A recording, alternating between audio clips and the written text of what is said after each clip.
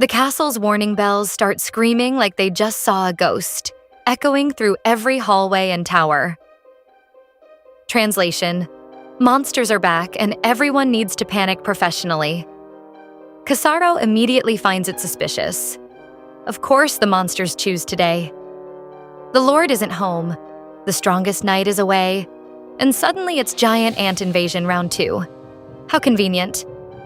Alexa tells Letitia to go hide somewhere safe, preferably somewhere very far from giant insects. Meanwhile, Letitia is still mentally buffering, trying to process why her life keeps turning into survival mode every few months. Alexa demands a report from Casaro and Bastian like a battlefield manager who skipped breakfast but not responsibility. The answer is not comforting. Giant ants. The same oversized nightmares from 3 months ago. Everyone thought they'd been wiped out by the sandstorm. Apparently not. Turns out the ants had an artifact. Because of course they did. Monsters with magical tools. Why not? Now they're digging from underground, piling soil against the castle walls like tiny construction workers with bad intentions. The goal is clear. Build their own staircase and walk right in. A guard reports that messengers have been sent to the Lord and the Knight, but no one knows how far away they are. In other words, help is on the way. Probably, hopefully, eventually. Casaro concludes the obvious. The ants attack specifically because the Lord isn't there. Bastian doesn't waste time. He gathers everyone and prepares them to fight like this is just another Tuesday. And then little Letitia, with determination sparkling in her eyes, announces that she's helping too. Everyone immediately develops collective anxiety. She insists she can at least move supplies or carry things. She's not useless. She's small, yes, but she has hands. After a moment of hesitation that feels longer than necessary, Bastian agrees. And so the castle turns into organized chaos. Weapons are grabbed. Anything remotely throwable becomes a weapon. People run in every direction. Letitia helps carry a box and accidentally discovers something familiar inside. Butane gas. The same thing she used to blow up those imps when she first arrived at the castle. She stares at it like fate just handed her a reminder. Meanwhile, outside, the ants are getting ambitious. Soil piles higher. The walls are starting to look climbable. The knights debate strategy, but no one seems fully confident about the plan. The three musketeers, Alexa, Bastian, and Casaro, are visibly stressed. Alexa realizes the core issue. They don't have enough resources to hit all the ants at once. Letitia, walking behind her, stares at the butane gas in her hands.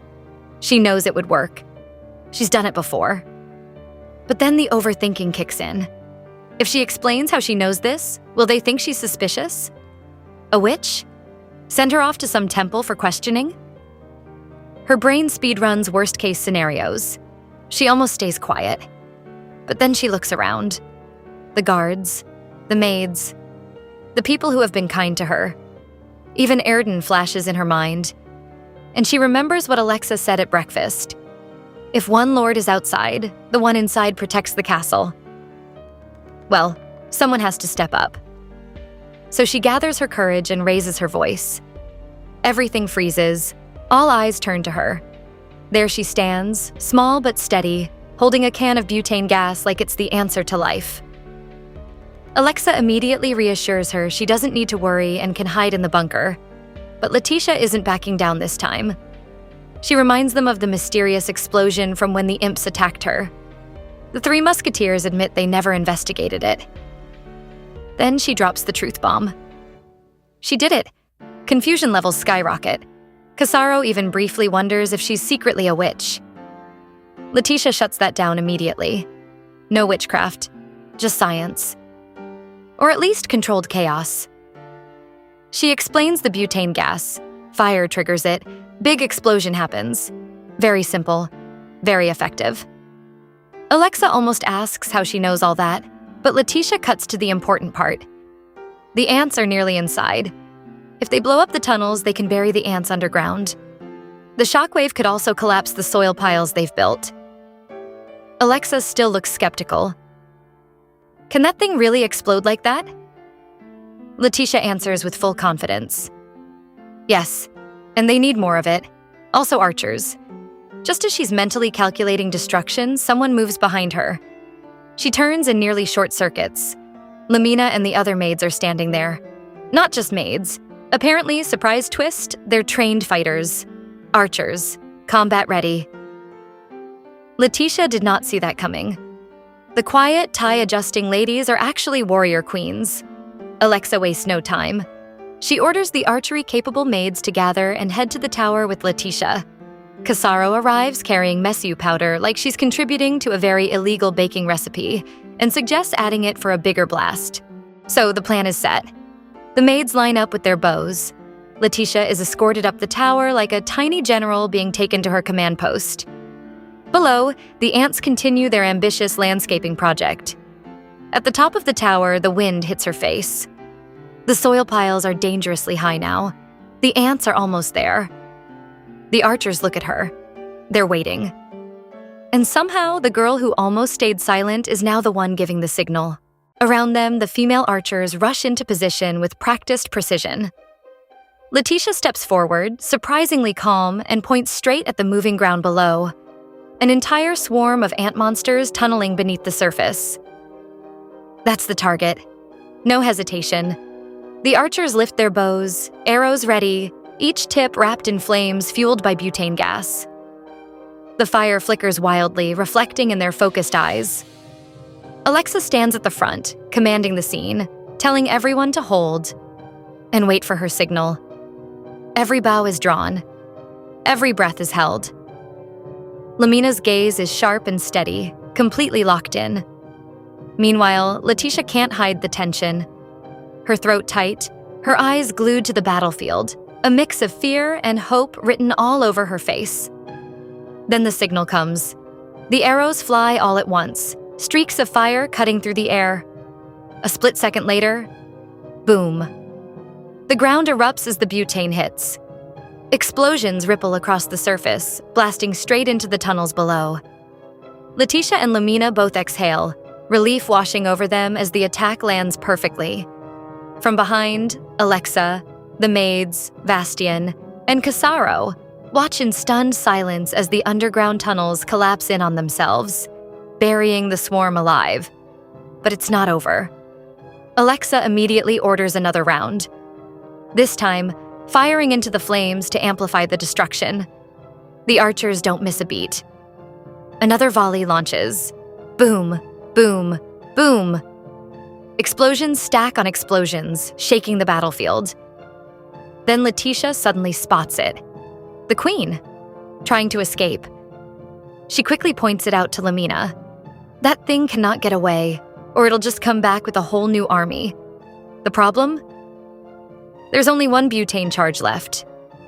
Tension spikes instantly. Alexa gives the order to prepare one final shot. All eyes turn to Lamina. The last butane charge is secured to her arrow. Everything now depends on this. She draws her bow, steady and focused, waiting for the signal. The command drops. All archers release at once, arrows raining down toward the fleeing queen. The queen turns, just in time to see the attack coming. And then, boom, a massive explosion swallows everything. When the smoke clears, a glowing blue crystal rolls across the ground. Silence. Everyone freezes, waiting, watching. And then, someone shouts. They did it. The rooftop erupts in cheers. Lamina and Letitia immediately hug, overwhelmed with relief and joy. The maids celebrate together, laughter breaking out everywhere. Casaro pulls Lamina into a proud embrace, clearly impressed by her final shot. Letitia steps back, taking it all in. Everyone is safe. That alone feels like enough for her. She lowers her head quietly, until Alexa walks over. Before Letitia can react, she's suddenly lifted up onto Alexa's shoulder like a hero returning from battle. And just like that, the truth is declared to everyone. Letitia saved them.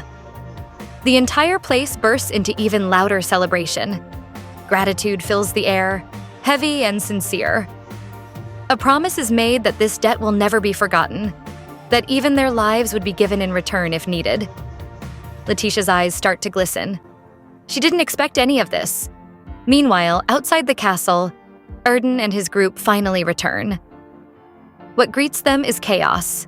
Bodies of ant monsters scattered everywhere near the gates. Shock hits instantly. Confusion follows. Without wasting a second, Erden rushes inside, calling for his trusted trio. And then he finds them. The three musketeers, and Letitia, all standing there, smiling, completely fine. His panic doesn't settle. He immediately demands to know what happened to the demonic ant swarm. Vastian explains that everything has been handled. No casualties, which sounds completely impossible. Alexa jumps in, making it clear that this outcome is all thanks to Letitia, and even hints that she would make an incredible partner for Erden someday. Letitia can only smile awkwardly under the sudden spotlight. Erden, on the other hand, is still trying to process the situation. None of this makes sense. There's no way a force like that could be wiped out with just the people left in the castle.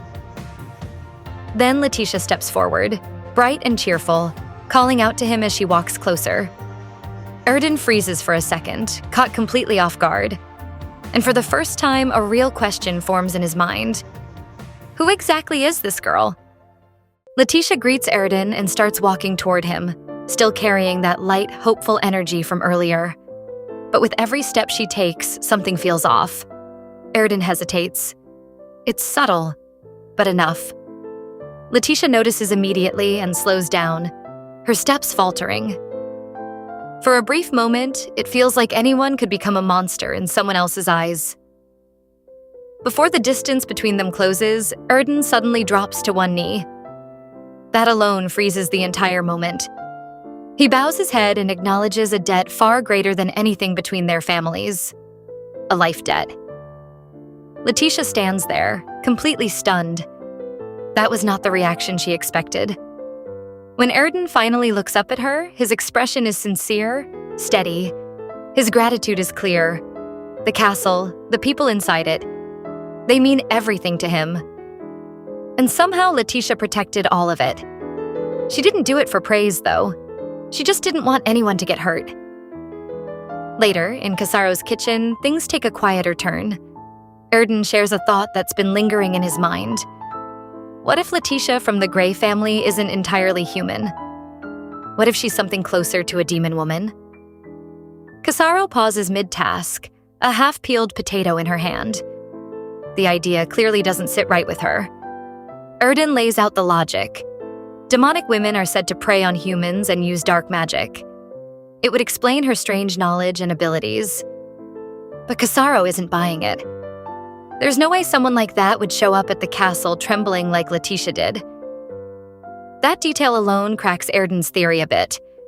After thinking it through, he admits Casaro has a point. Still, one mystery remains. Where does Letitia's knowledge come from? On that, they both agree. Casaro shrugs it off in the end, continuing to peel potatoes like it's no big deal. Even if Letitia were a demon, he figures she'd be a good one anyway. Then, out of nowhere, Erden pulls out a key. It glints faintly in the light, immediately catching Casaro's attention. They both stare at it. There's something about that key that feels important, like it could unlock the truth behind everything. But just as quickly, doubt creeps in. Casaro brushes it off. Erden hesitates too. Neither of them is ready to open that door yet, whatever it leads to. Time slips by, and before they realize it, night has settled in. Casaro ends the conversation, reminding Erden to rest. Tomorrow is his engagement ceremony with Letitia.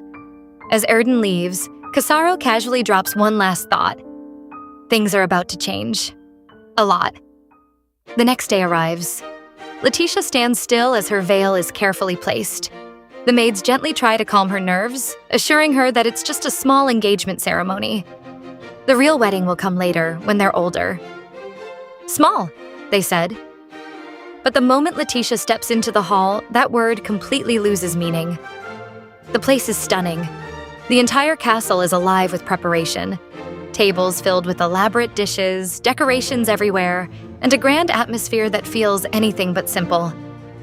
Her eyes land on a beautiful two-tier cake. decorated with fresh berries that look way too good to ignore. And suddenly, all that tension, gone. Hunger takes over.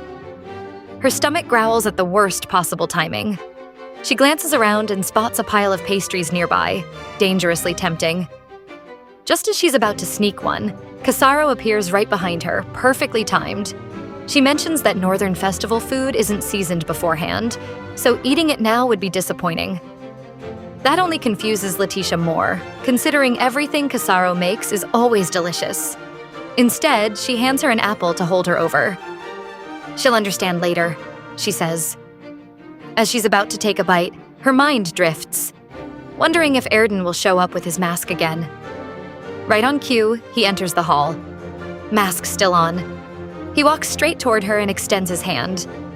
There's something gentle in the way he reassures her. It won't take long. She just needs to endure it for a bit. To Letitia, Erden is kind, considerate. So why does he feel so distant from himself? She takes his hand. Together, they walk to the altar, standing before the priest to fulfill a promise made 10 years ago. The ceremony begins, accompanied by a soft choir. Then something unusual happens. Tiny, colorful particles begin to fall from above. Letitia looks up, confused at first, thinking it's snow. But it's not. Erden explains. It's pure salt crystals, found only on the cliffs of the north. Rare, valuable, even delicious. From the balconies above, guests scatter the crystals across the hall. It's a northern tradition, a blessing. And just like that, everything clicks. That's why the food wasn't seasoned. Letitia watches the falling crystals in awe. It feels almost magical. Not in a dark or scary way, but something beautiful and warm. She's still lost in the moment when her name is suddenly called. Letitia Gray Halstead. The name lands differently. Through this ceremony, she officially becomes part of the Halstead family. Erden, standing before her, turns and formally welcomes her to the north. And just like that, the atmosphere shifts. The warmth fades into something heavier, something tense. Letitia Gray Halstead. The name hits different this time. It's official now. She's part of the Halstead family. Erden stands in front of her, turning slightly as he formally welcomes her to the north. For a moment, everything feels almost warm. Then the vibe shifts. Heavy, quiet, tense. A low rumble breaks the silence. The massive doors behind the altar slowly creak open, revealing nothing but darkness inside. No light, no detail. Just a deep, unsettling void. Letitia instantly gets chills. In her head, there's only one explanation.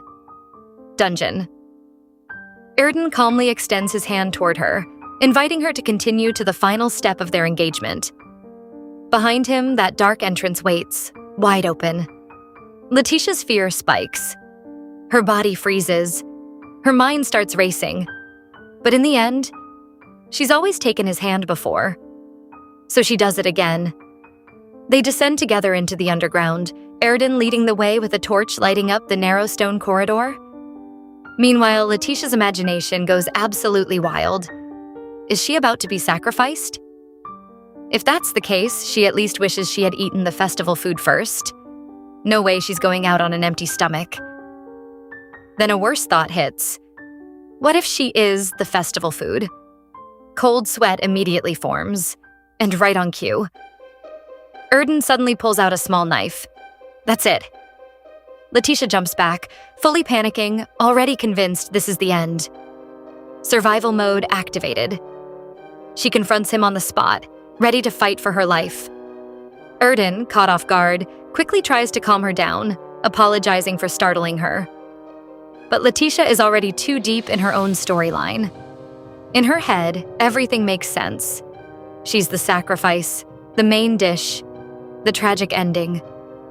Erden tries to stop the chaos by calling her his wife, hoping that'll snap her out of it. It does not help. If anything, it makes things worse. Because what's the point of being a wife if it only lasts one day? Now even Erden is panicking, struggling to explain the situation while Letitia is fully ready to throw hands. He steps closer, trying to mention something about a contract. Too late. Punch lands, direct hit. Letitia freezes right after, processing what she just heard mid-punch. Contract? Her fist is still raised, slightly red now, her face full of confusion and suspicion, ready to swing again if needed. Meanwhile, Erden stands there, slightly stunned, one hand holding his face behind the mask, the other holding a piece of paper. Finally, he manages to explain. The final step isn't sacrifice, it's burning the contract. Oh, things calm down. A little. Then Letitia immediately questions the knife situation. Erden explains it simply. Contracts made with blood must be undone with blood. Just a small amount. Nothing dramatic. He demonstrates by removing his glove and lightly cutting his fingertip. A single drop of blood is enough.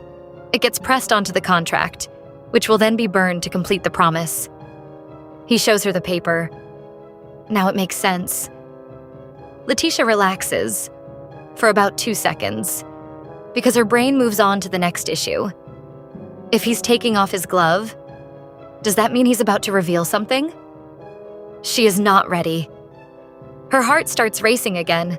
Her imagination kicks in once more. Maybe his skin is scaled like a demon, or covered in fur with claws or something equally terrifying.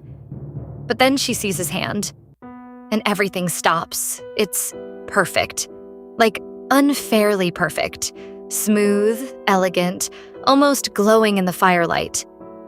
Letitia is genuinely shocked. That might be the most beautiful hand she's ever seen. Then he cuts it. She flinches hard. Not because of fear, but because it feels like a crime to damage something that pretty. Erden notices her reaction and pauses, confused. She brushes it off, pretending it's nothing. But internally, she's mourning that finger. The ritual is completed. The blood-marked contract is burned at the altar. Promise fulfilled. They stand there together, watching the paper turn to ash. That should be the end of it. But Erden isn't done yet. He has one more thing to show her. Letitia, at this point, isn't even scared anymore. Not excited either, just mentally prepared for anything. Erden reveals a key.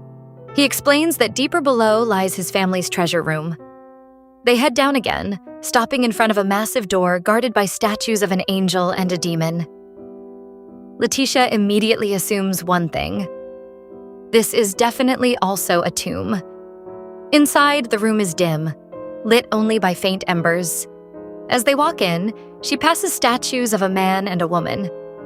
The man wears a mask and holds a sword. The woman has long braided hair. His parents, gone because of demons. Then Erden shows her something else. A metal cage wrapped tightly in chains.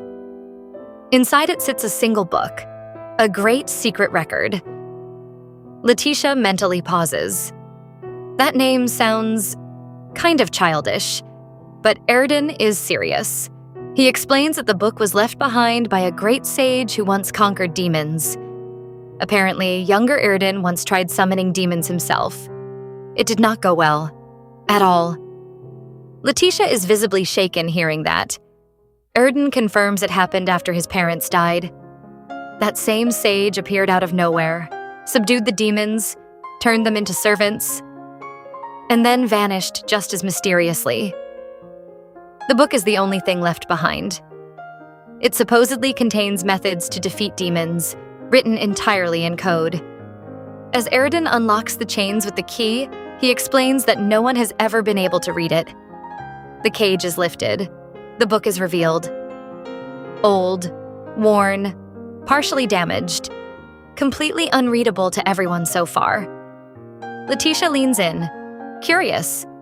The idea itself is incredible. Defeating demons through knowledge in a book. And that's exactly why Erden brought her here. He hopes she can read it. Letitia freezes. Her? Really? Erden looks at her with full confidence, convinced her strange knowledge might be the key. Meanwhile, in Letitia's mind, she's just someone who used to cook instant noodles with butane gas. This is a massive overestimation. Immediately, she tries to shut the situation down by casually covering the book again. smiling as she says it's a family treasure and shouldn't be shown carelessly. Nice try. Erden lifts the cage again without hesitation, pointing out that she is family now. Letitia's expression drops. This is bad. At this rate, she might accidentally get labeled as some kind of sage. She doesn't want to disappoint him, though. That part is real.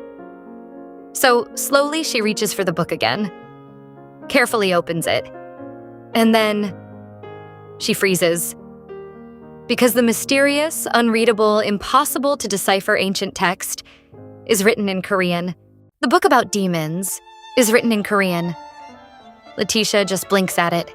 Once, twice. Yeah, she's not imagining it. With a slightly unsure tone, she reads the title out loud in her head. Basically, about demons. And that's enough to completely shake Erden. He didn't expect anything. He just showed her the book out of curiosity. And now suddenly, she can read it? Meanwhile, Letitia is just as confused. This makes zero sense. She lets out a small, awkward laugh like, what even is this situation? Erden, on the other hand, is fully locked in. Energy level, max. He immediately urges her to keep going, practically buzzing with excitement. So Letitia flips the page, slowly, carefully, and starts reading. A little clumsy at first, but she manages, translating as she goes.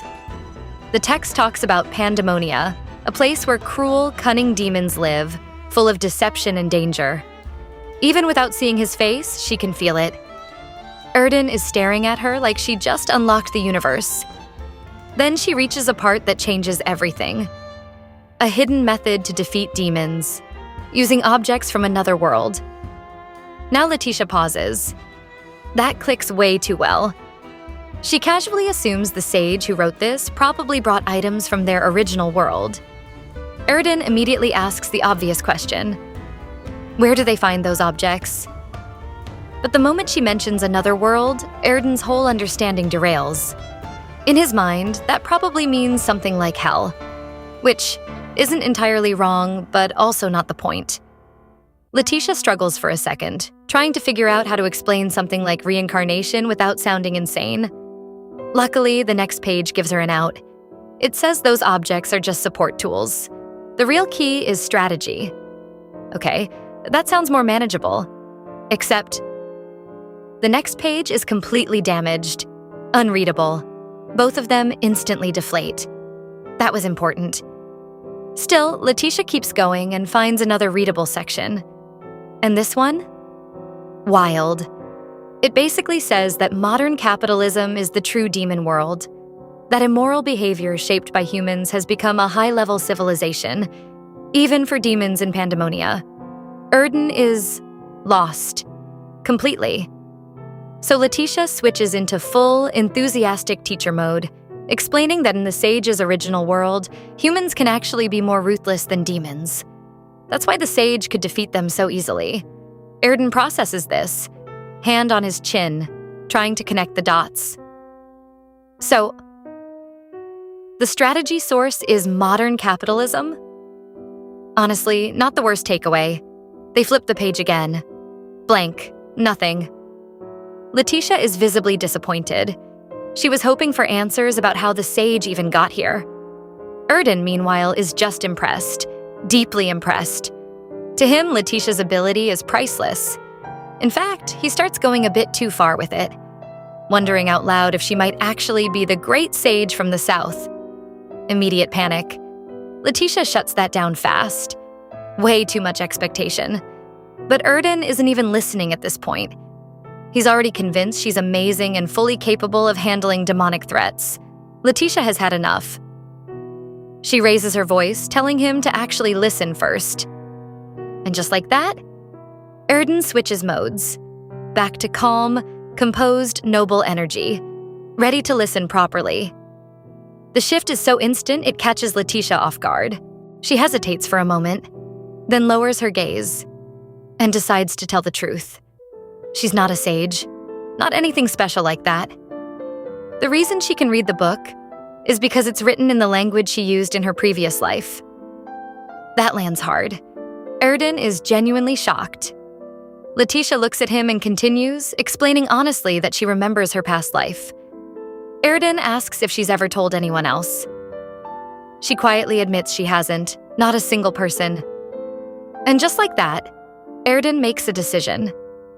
He promises to keep her secret until death. No hesitation, no suspicion, no fear, just trust. Letitia is caught off guard. She half expected to be sent straight to a temple or something after dropping a truth like that. But for Erden, it's simple. She's family now. And Halstead protects its own. Letitia can only stand there, a little overwhelmed, quietly grateful. Then Erden leans closer, lowering his face toward hers. Apparently, if she shared a secret, he's sharing one too. Fair is fair. Letitia, internally, thinks this might be a bit extra, but okay. He reveals a glowing, beautiful orb. It sparkles in a way she's never seen before. This is the Tear of Teruah, something that came from the Ant Queen they defeated earlier. It has the power to cause distraction or loss of focus. Letitia holds it carefully, fascinated, while Erden explains that artifacts like this exist everywhere. Each castle has one. They're basically the core of a territory's power. And because of that, powerful families attack each other just to steal these artifacts. Still staring at the glowing orb, Letitia connects the dots. So Halstead must have one too. Erden answers immediately. He is the artifact. What? Confusion hits instantly. Then he calmly places a hand over his chest. His heart is the artifact of this castle. Letitia looks up at him, her expression softening. That's not just power, that's a burden. A huge one. And he's only 15. Now everything makes sense. Why the castle was vulnerable when he wasn't there. Why the monsters attacked. Erden explains further. His family has, for generations, fused artifacts into their bodies to fight demons. It comes with side effects. Each generation changes because of it. But in return, they gain the ability to identify other artifacts and their powers. The atmosphere turns quiet, emotional. Erden admits that after losing his parents, he once dreamed of defeating all demons. But reality hit hard. Just protecting the castle is already difficult. That dream started to feel childish, impossible, until now. Because of Letitia. She just stands there, smiling awkwardly under the weight of that expectation. Meanwhile, Erden's mood shifts again, this time into pure determination. He clenches his fist, full of energy, declaring that he'll defeat all demons and create a better life for her. Letitia freezes, completely, brain buffering. Then, as if that wasn't enough, Erden suddenly looks away, covering part of his face. He admits she's too good to stay with someone like him. So once the world becomes better, he plans to divorce her. Just like that. Letitia doesn't even know how to react. She lets out an awkward laugh, internally thinking, wow, he's really planning her entire life out here. Might as well suggest a place to live too. But then something catches her attention. He wants to make the world better. Why? She asks, and his answer is simple. There are good people in this world. Small, weak, but special. And for their sake, he wants to get rid of all evil. That hits. Letitia goes quiet, genuinely moved, until he adds one more thing. He'll have to leave. For a long time. His goal is to gather all the missing parts of the demon record book, and there's no guarantee how long it will take. That hurts. Letitia's expression shifts, because it means being left behind again. And just like that, old memories resurface. Fire, a collapsing home, reaching for a door that never opened, being abandoned, being sent away, waiting, always waiting, for someone to reach out a hand. Erden had done that before, more than once. And now, she's just standing there again, waiting. For a second, it feels like that's all her life has ever been. Waiting. Letitia exhales slowly, then moves. She reaches out and takes his hand. Erden is visibly surprised. She holds onto his fingers firmly this time. No hesitation. Looking straight at him, she encourages him. The book matters. He has to find the rest of it. And she'll help. For real this time. Not just standing still. Not just waiting. She's choosing to move forward too. Their hands stay linked. They stand there quietly facing each other. Erden behind his mask, Letitia holding on, determined. And in that moment, without needing to say it out loud, they both decide they're going to try. Together.